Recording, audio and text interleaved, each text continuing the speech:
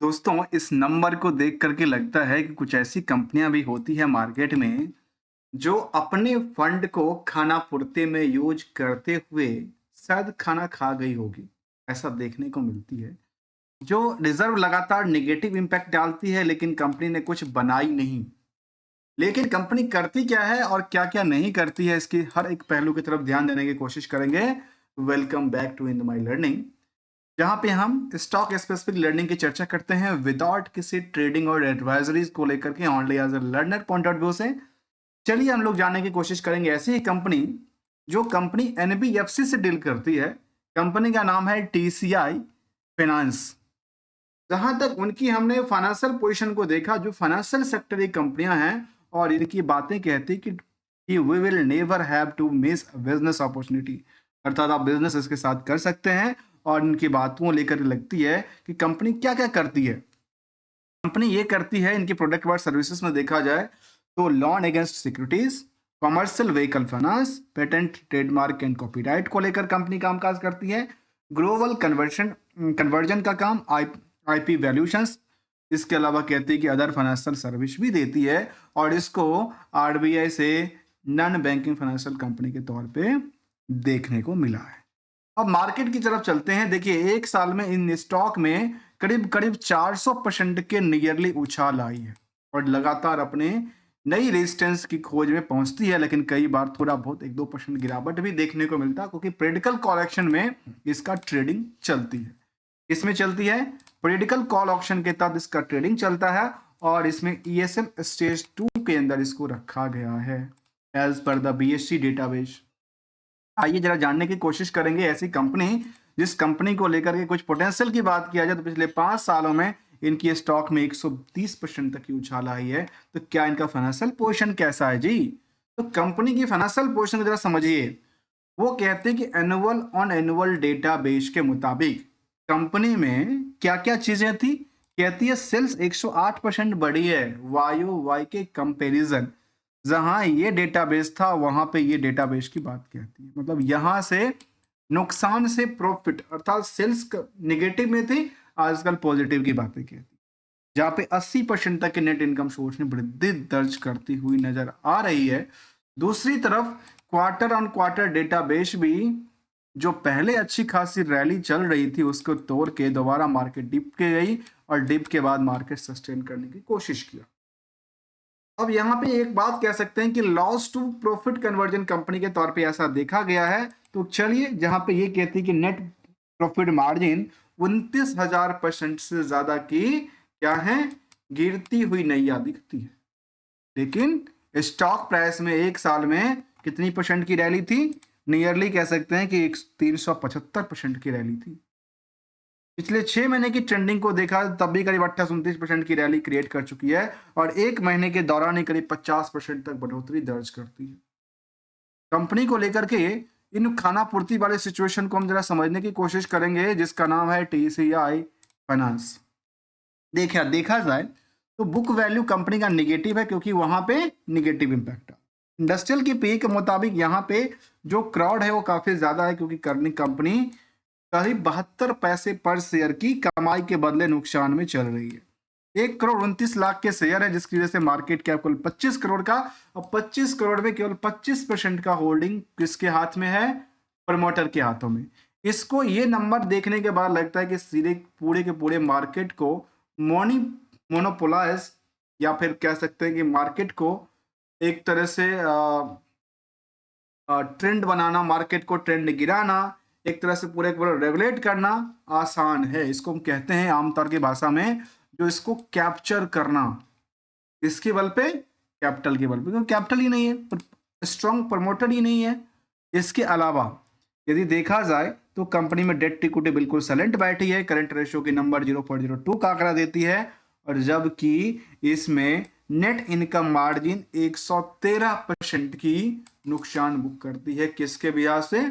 Sales के according. केवल sales ही नहीं, सेल्स में हमने अदर सोर्स ऑफ इनकम को भी इंक्लूड कर दिया, तो समझ में आई जो कंपनी इतना इतना सेल था। एक एग्जांपल के साथ समझने की कोशिश करेंगे।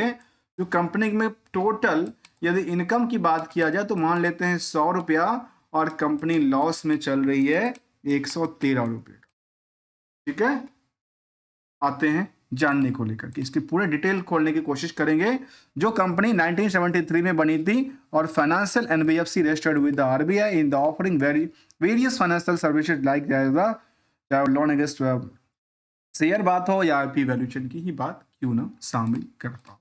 लास्ट 12 महीने की डेटाबेस कहती है जो कंपनी में कोई भी टर्नओवर दर्ज नहीं करती है, लेकिन स्टॉक की प्राइस में तो पिछले एक साल में लास्ट 12 महीने में कहां से कहां चली गई, लेकिन इनकी फाइनेंशियल पोजीशन ऐसा डेटाबेस की बात कहती है 82 लाख की others of income increase generate करती है और उसमें देखा गया कि 93 लाख की लॉस बुकिंग क्या करती है, लॉस बुकिंग करती।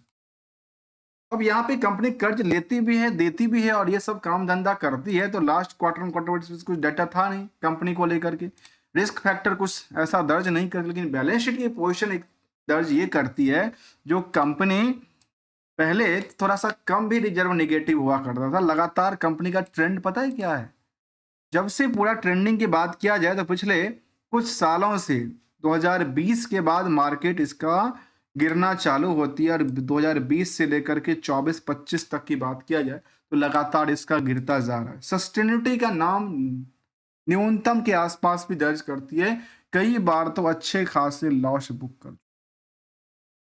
बैलेंस शीट की बात माना जाए तो कंपनी में कर्ज भी करीब 7 करोड़ से ज्यादा की आंकड़ा देती है, लेकिन हमारे सामने ये बात बिल्कुल नहीं आती है जब हम समरी डेटा को देखते हैं कि आखिर कंपनी में डेट टू इक्विटी का परसेंटेज क्या है।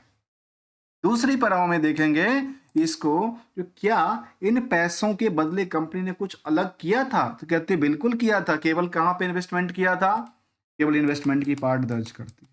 थोड़ी सी फिक्स एसेट्स की बात कर दर्ज कर, जहाँ पे ऑफिस हो सकता है, सेटअप हो सकता है, फर्नीचर्स और फिक्चर्स हो सकता है, जिसमें 1 करोड़ से ज्यादा की बातें सामने रखती है।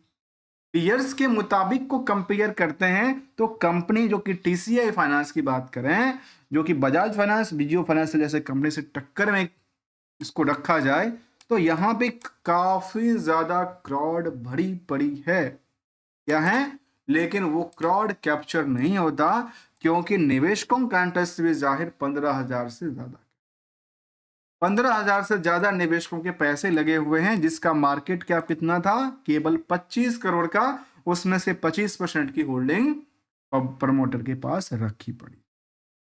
आम पब्लिक की बात किया जाए तो प्रमोटर होल्ड के अलावा यदि हम देखें तो कंपनी में पब्लिक होल्डिंग में कुछ बड़ी चेहरा तो कहते हैं इनमें कुछ कोई भी ऐसा नाम दिखता नहीं है जो कि 1% से ज्यादा की पोजीशन होल्ड करता। 100% इज द नॉर्मल जिन्होंने 1% से कम की होल्डिंग रखी हुई नजर आती है। आखिर मार्केट में ऐसा चल क्या रहा था, यहाँ पे देखा गया कि कंपनी फिलहाल ऐसा कोई भी मैनेजमेंट चेंज करती है, रिजल्ट अपडेट किया था, इसके अलावा कंपनी ने कुछ और अपडेट की तरफ देखा है तो कुछ ऐसा अपडेट तो बिल्कुल नहीं दिया, केवल रिजल्ट को लेकर के आंकड़ा दर्ज किया था।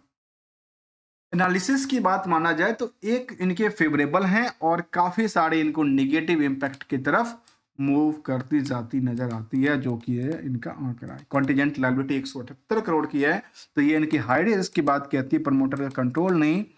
अल्टीमेटली की बात किया जाए तो थोड़ा बहुत है तो उसे मुट्ठी पर कंट्रोल से क्या कर लेंगे, आम पब्लिक उसको मार्केट में देखा गया लगातार डिमांड में बढ़ती ही जाती नजर आती है और इसको लेकर के हमने आज की लर्निंग में समझने की कोशिश किया है।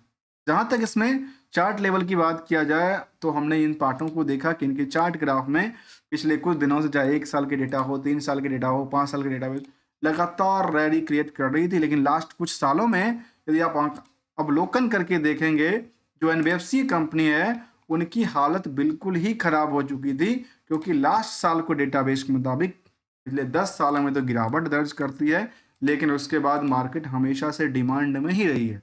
इनकी स्टॉक हमेशा से डिमांड में रही है, लेकिन डिमांड के पीछे की वजह समझ नहीं आया कि कंपनी ने आखिर कोई कारोबार नहीं किया, कोई सेल्स नहीं था, अदर्स ऑफ इनकम से पैसा जनरेट करा, तो फिर मार्केट में डिमांड क्या बढ़ रही थी 15,000 से ज्यादा निवेशकों के इंटरेस्ट के साथ। दोस्तों कहते हैं अपनी पैसे को सुरक्षित भी रखना है और संभल के भी यूटिलाइजेशन करना है, अदरवाइज एक फंड से दूसरे फंड में जाने में टाइम नहीं लगता। ये मार्केट है, देखते देखते चार्ट पलट जाती है, देखते देखते चार्ट बढ़ जाती है। और इसके लिए be careful, be aware in the market. और यदि पैसे बनते हो तो बनाना भी चाहिए, नहीं बनते हैं अपने मुताबिक तो अपने एसएल के साथ अपनी एसेट्स को तो कम से कम बचाने की प्रयास जरूर करते रहना चाहिए। खुद के प्रिंसिपल, खुद के एनालिसिस, खुद का स्ट्रेटजी होना चाहिए, क्योंकि पैसा भी खुद का है तो भाई दिमाग भी खुद का लगाना पड़ेगा। मिलेंगे कुछ नई स्टडी के साथ, तब तक के लिए थैंक्स फॉर द ज्वाइनिंग दोस्तों।